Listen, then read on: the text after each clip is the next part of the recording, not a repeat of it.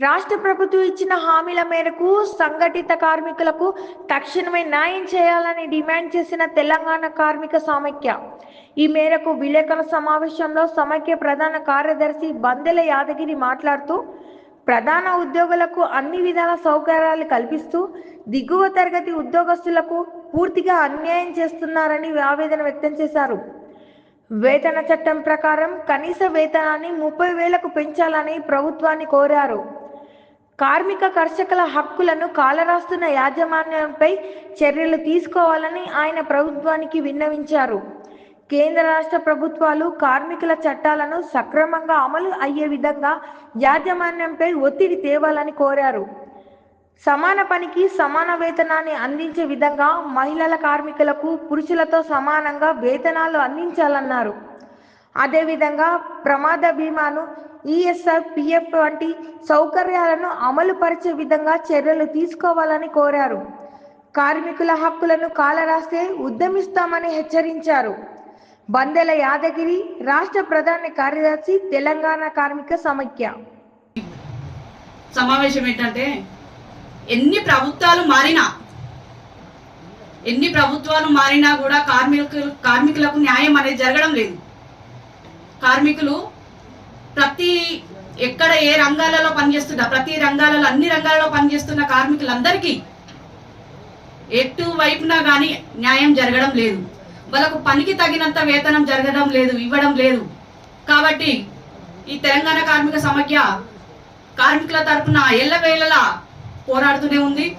20 సంవత్సరాలుగా మన కలకోట రామన్న గారు కార్మికుల తరఫున పోరాటం చేస్తూనే ఉన్నారు. అయినా కూడా కార్మికులకు న్యాయం జరగడం లేదు. ఇప్పుడున్న ప్రభుత్వమైన కార్మికులను ఆదుకొని కార్మికులకు న్యాయం చేయాలని కోరుకుంటున్నాను. అదేవిధంగా అన్ని రంగాలలో పనిచేస్తున్న కార్మికులు, సినిమా హాల్లో కానీ, హాస్పిటల్లో కానీ, ఇళ్లలో పనిచేసే వాళ్ళు కానీ, అడ్డమీది కూలీలు కానీ, ప్రతి ఒక్కరు ఎవరైనా ఏ కార్మికుడు కానీ పొద్దుకు 3 పూట్ల తిందామన్నా కూడా తిండి దొరకని పరిస్థితిలో ఉంది. ఏ ఒక్క రాష్ట్రం, మన ఈ రాష్ట్ర ప్రభుత్వం వాళ్ళను పట్టించుకున్న ప్రభుత్వ ప్రాంతాన పోలేదు. కాబట్టి ఇప్పటికైనా ఇప్పుడున్న ప్రభుత్వం అయినా ఈ కార్మికులను పట్టించుకోవాలి. వారికి తగినంత వేతనం, పనికి తగినంత వేతనాన్ని ఇస్తూ వారికి అండగా ఉండాలని ఈ తెలంగాణ కార్మిక సమైక్య తరపు నుండి మేము కోరుకుంటున్నాము. ధన్యవాదాలు. ఉద్దేశంతో ప్రభుత్వాన్ని డిమాండ్ చేస్తే 3,000 రూపాయల నుంచి 5,000, 5,000 నుంచి 10,000, 10,000 నుంచి 14,000 రూపాయలు రోజు బజార్లు వచ్చేటువంటి అమ్మలకు, చెల్లెళ్లకు, అక్కలకు కేసీఆర్ ప్రభుత్వం చేసింది. ఇవాళ కాంగ్రెస్ ప్రభుత్వం వచ్చిన తర్వాత ప్రజా సంక్షేమం, ప్రజల పాలన కానీ వాళ్ళకు ₹1 కూడా పెంచలేదు. అయితే మనం పొద్దుగాల రాత్రి నుంచి తీసినటువంటి పార్టీని ఇది రాష్ట్ర కేంద్ర ప్రభుత్వాలకు ప్రజల పక్షాన డిమాండ్స్ చేయడం జరుగుతుంది. ఎందుకంటే సంఘటిత కార్మికులు ఇండియాలో 140 కోట్ల జనాభా ఉంది. 140 కోట్ల జనాభాలో 80 కోట్ల మంది నా కార్మిక సోదరులే ఉన్నారు. 80 కోట్ల జనాభా ఉన్నారు. ఆదివాసులు, కోయలు, గోండలు, రెల్లి, యానాదులు, రకరకమైన కార్మికులు ఇవాళ వారికి చదువులు లేక అనేకమైన దుర్భర జీవితం గడుపుతారు.